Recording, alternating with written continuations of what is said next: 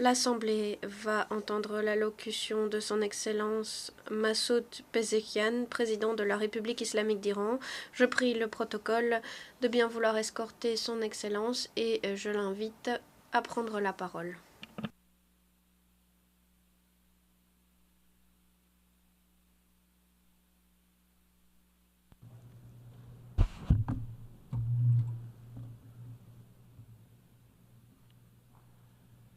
Bismillah ar-Rahman ar-Rahim. Aghay Reis. Au nom de Dieu, le compatissant, le miséricordieux, Monsieur le Président, Excellence, je vous félicite à l'occasion de cette ouverture de la 79e session de l'Assemblée générale. Et je vous félicite, Monsieur le Président, pour cette élection bien méritée. J'espère que les thèmes de cette session, la paix, le développement durable et la dignité humaine, illumineront la voie aux générations d'aujourd'hui et de demain. L'année dernière, notre président dévoué, Ebrahim Raïssi, s'exprimait face à vous du haut de cette tribune. Il est mort en martyr au service du peuple iranien. Que son âme repose en paix. C'est la première fois que je m'exprime face à vous en ma qualité de président de la République islamique d'Iran, fonction que j'occupe après que le peuple iranien a voté pour moi suite à ma campagne d'empathie nationale. C'est un principe directeur qui est ancré dans les enseignements du Coran. Comme le Coran nous l'a enseigné,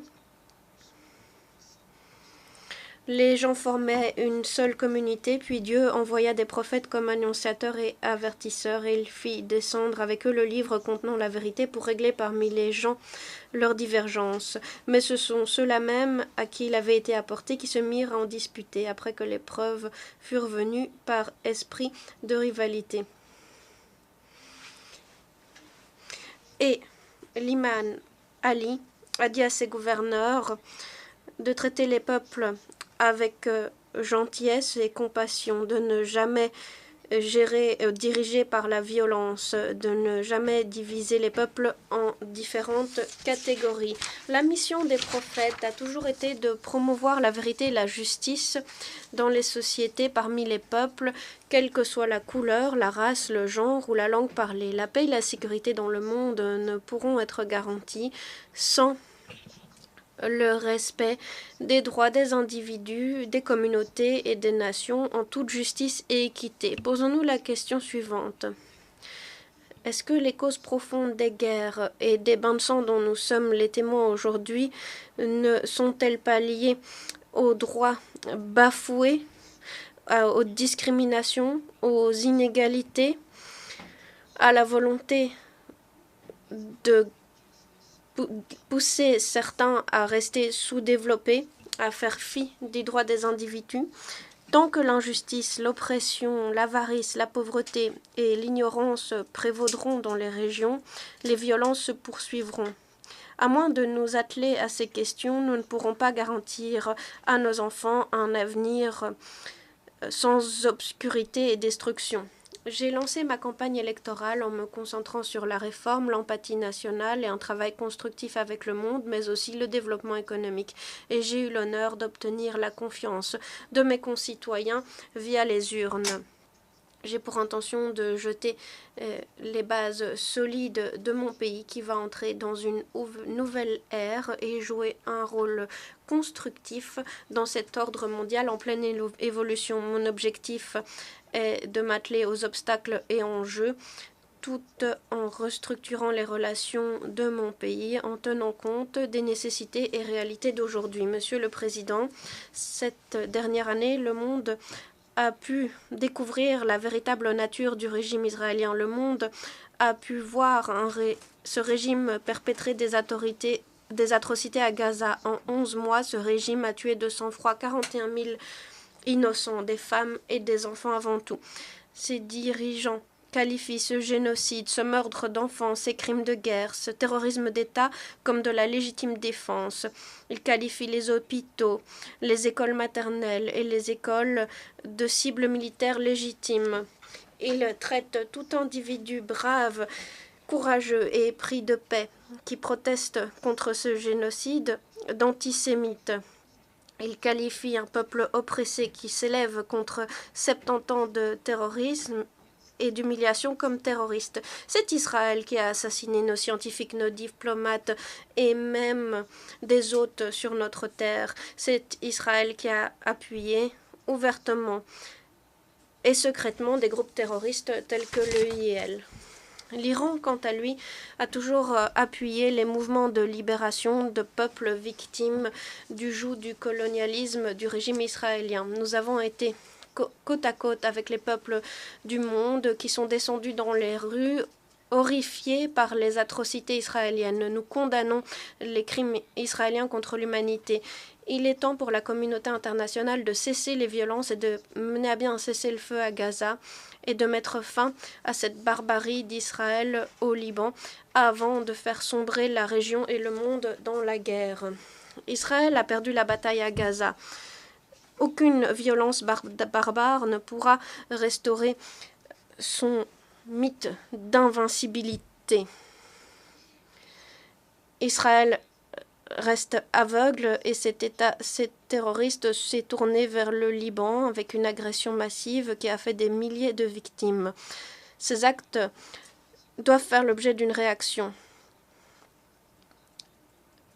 Les États qui auront sapé les efforts internationaux visant à mettre fin à cette catastrophe devront en assumer les conséquences. Ces États mêmes qui se targuent d'être des champions des droits humains. Le seul moyen de mettre fin à ce cauchemar est de garantir le droit des Palestiniens à l'autodétermination. Nous proposons que tous les habitants de la Palestine, ceux qui habitent leur patrie et ceux qui ont été contraints à la fuir, déterminent leur avenir dans le cadre d'un référendum.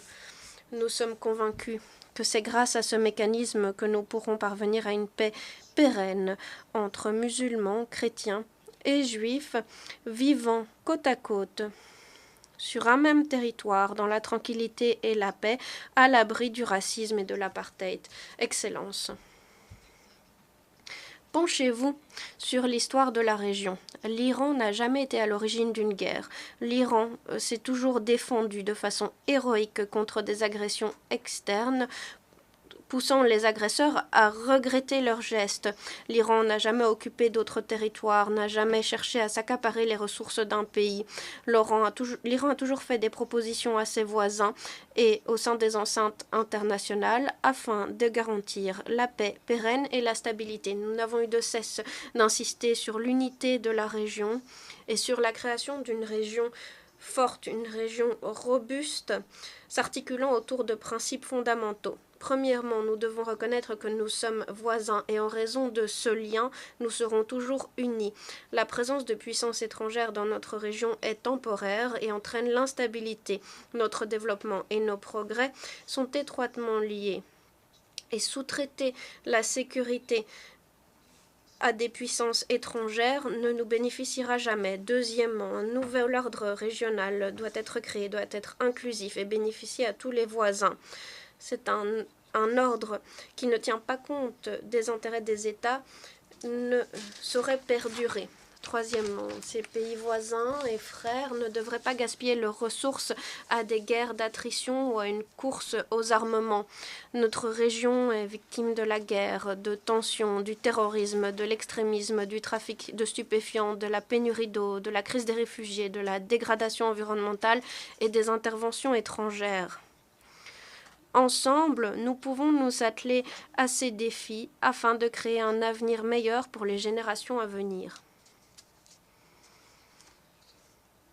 Je suis le président d'un pays qui a subi bien des menaces, la guerre, l'occupation et les sanctions tout au long de son histoire contemporaine. Personne n'est venu à notre aide ou n'a respecté notre neutralité. Les puissances internationales ont appuyé les agresseurs. Nous avons compris que nous ne pouvons compter que sur nous-mêmes et que sur nos capacités. La République islamique d'Iran tend à garantir sa propre sécurité et non à créer l'insécurité pour les autres. Nous aspirons à la paix pour tous et ne nous souhaitons de guerre avec personne. Nous tentons à une paix pérenne et à la sécurité pour la population de l'Ukraine et de la Russie. La République islamique d'Iran s'oppose à la guerre et insiste sur la nécessité urgente de mettre fin aux hostilités militaires en Ukraine. Nous sommes en faveur de toute solution pacifique. Nous sommes convaincus que le dialogue est la seule solution à cette crise. Monsieur le Président, dans ce monde interconnecté, la sécurité et les intérêts d'un État ne peuvent être garantis aux dépens de la sécurité et des intérêts des autres. Nous devons pouvoir compter sur un nouveau paradigme pour relever les défis d'aujourd'hui. Un tel paradigme doit créer des opportunités plutôt que de se concentrer sur des menaces perçues. Grâce à cette approche, nous pourrons trouver de nouvelles opportunités de coopération. L'Iran et les puissances internationales ont conclu un accord nucléaire historique en 2015. Grâce à cette approche d'opportunités partagées, l'Iran a accepté le niveau de supervision nucléaire le plus élevé afin de garantir la levée des sanctions dans le cadre du PAGSC. Le retrait unilatéral de Trump de cet accord a ouvert la voie à une approche fondée sur les menaces et la coercition. Les sanctions unilatérales prennent pour cible des innocents et hypothèquent les fondements de notre économie. L'objectif, qui est de garantir la sécurité, ne fait qu'entraîner l'insécurité pour tous. Cette politique de pression maximale a été mise en œuvre contre la population iranienne, alors que l'Iran s'acquittait de ses engagements au titre du PAGC, comme l'avait confirmé à maintes reprises l'AIEA.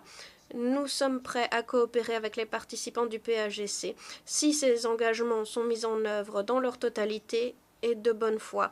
Le dialogue sur d'autres questions pourrait suivre. Ici et aujourd'hui, je m'adresse au peuple américain.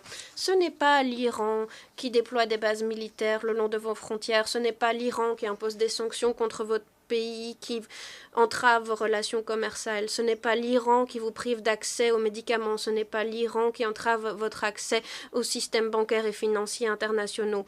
Ce n'est pas l'Iran qui prend pour cible vos dirigeants militaires. Ce sont les États-Unis qui ont assassiné notre commandant militaire dans un aéroport à Bagdad.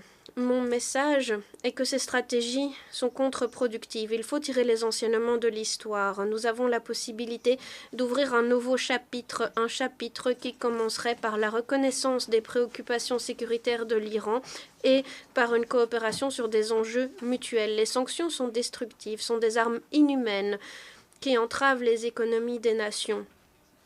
La privation d'accès au traitement est l'une des conséquences les plus douloureuses des sanctions et met en péril la vie de milliers d'innocents.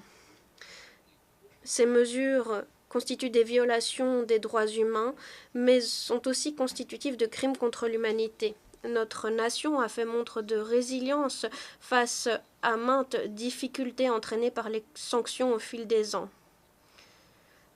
Alors que les blessures infligées par ces sanctions sont profondes, notre société, face à cette expérience difficile, s'est transformée en une nation plus forte, déterminée et sûre d'elle. Afin d'édifier un avenir meilleur, nous sommes prêts à établir des partenariats économiques, sociaux, politiques et sécuritaires avec les puissances internationales et avec nos voisins sur un pied d'égalité. La réponse appropriée à ce message dont vous fait part l'Iran n'est pas d'adopter plus de sanctions, mais d'honorer les engagements en vigueur, de lever les sanctions pour le bien du peuple iranien, mais aussi pour jeter les bases d'accords plus constructifs. J'espère que ce message de la part de l'Iran sera véritablement pris au sérieux aujourd'hui. Je vous remercie, Monsieur le Président. On behalf of the Assembly, I wish to thank the... Au nom de l'Assemblée, je remercie le président de la République islamique d'Iran.